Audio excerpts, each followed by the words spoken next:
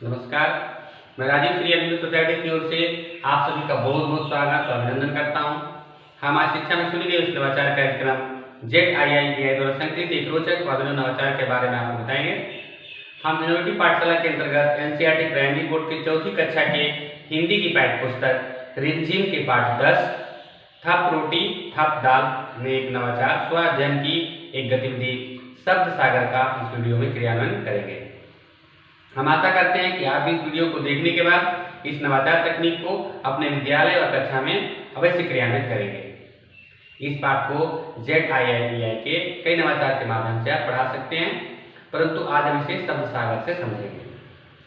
पाठ का सार।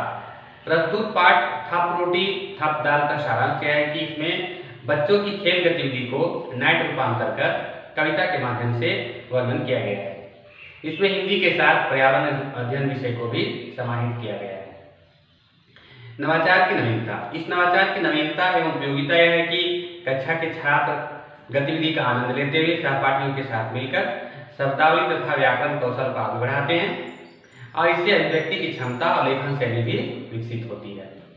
आइए इसके क्रियान्वयन की प्रक्रिया को देखते हैं। इसके क्रियान्वयन के अंतर्गत अपने मन की बात जैसे चित्र या शब्द या वाक्य लिखी हुई पर्चियों की सहायता से छात्रों को पढ़ाए जा रहे पाठ में क्रिया, संज्ञा एवं विभिन्न तुकांत शब्दों पर समझ विकसित करने के लिए पुनः अध्ययन की अवधारणा के साथ लागू किया जाता है। इसके क्रियान्वयन में 20 मिनट का समय लगता है।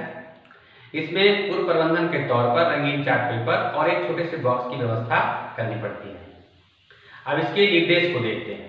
गतिविधि को शुरू करने से पहले शिक्षक यह सुनिश्चित कर लेते हैं कि सभी विद्यार्थियों ने थप रोटी थप दाल पाठ को अच्छी तरह समझ लिया है। गतिविधि को कराने से एक दिन पहले शिक्षक सभी विद्यार्थियों से पाठ में आए नए शब्द या वाक्य को पर्ची पर लिखकर लाने के लिए कहते हैं और पर्ची की दूसरी तरफ अपना नाम और कक्षा भी लिखने के लिए बोल देते हैं। शिक्षक रंगीन चार्ट पेपर से बॉक्स को विद्यार्थियों से ही सजवाते हैं और उस पर शब्द सागर लिख देते हैं। गतिविधि के नियम बताते हैं और सभी विद्यार्थियों को समान रूप से भाग लेने का अवसर देते हैं। शिक्षक विद्यार्थियों के द्वारा पर्ची पर लिखकर लाए गए शब्द या चित्र को शब्द सागर बॉक्स में डाल देते हैं। फिर किसी एक विद्यार्थी को बुलाकर डाली गई पर्चियों में से एक पर्ची निकालने के लिए बोलते हैं। वो पर्ची निकालता है और उस पर लिखे शब्द को ऊंची आवाज में पढ़ता है तथा उससे संबंधित एक वाक्य बोलकर कॉन्सेप्ट की जानकारी देता है। आइए इस क्रियान्वयन को उदाहरण से समझते हैं। एक विद्यार्थी आगे आकर पर्ची उठाता है जिस पर लिखा है दाल। विद्यार्थी ऊंची आवाज में बोलता है दाल और उससे जुड़ा एक वाक्य भी बोलता है, जैसे दाल का तुकांत शब्द हाल होता है। अन्य विद्यार्थी आता है, वो भी एक पर्ची उठाता है जिस पर लिखा है दही। विद्यार्थी पर्ची देखकर ऊंची आवाज में बोलता है दही और उससे जुड़ा एक वाक्य भी बोलता है, जैसे दूध से दही बनती है और इस वाक्य में दूध और दही संज्ञा है और बनती क्रिया है। इस तरह बारी बारी से विद्यार्थी आगे आते हैं और पर्ची उठाते हैं, शब्द बोलते हैं और शब्द से जुड़ा एक वाक्य बोलते हैं, उसका कॉन्सेप्ट बोलते हैं। विद्यार्थियों द्वारा वाक्य नहीं बोल पाने की स्थिति में शिक्षक उनकी मदद करते हैं। गतिविधि के समापन के साथ ही विद्यार्थियों को नए नए शब्दों के बारे में जानकारी के साथ पाठ का दोहराव हो जाता है। आइए इस नवाचार को लागू होने से क्या लाभ और प्रतिफल प्राप्त होते हैं, इसको देखते हैं।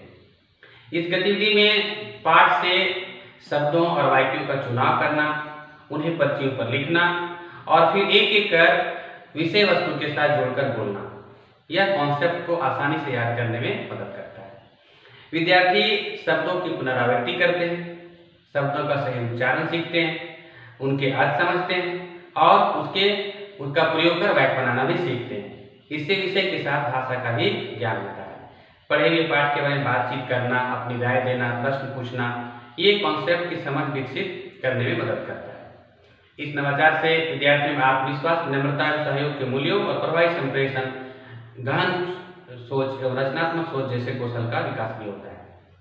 यह नवाचार बाल केंद्रित और विशेष आवश्यकता वाले बच्चों के लिए उपयोगी होने से NCERT 2005 के उद्देश्यों की भी पूर्ति करता है।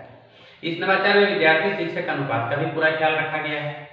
शिक्षक थप रोटी थप दाल पाठ में पाठ्यक्रम के अनुसार निर्धारित माह में ही इसको पढ़ाते हैं।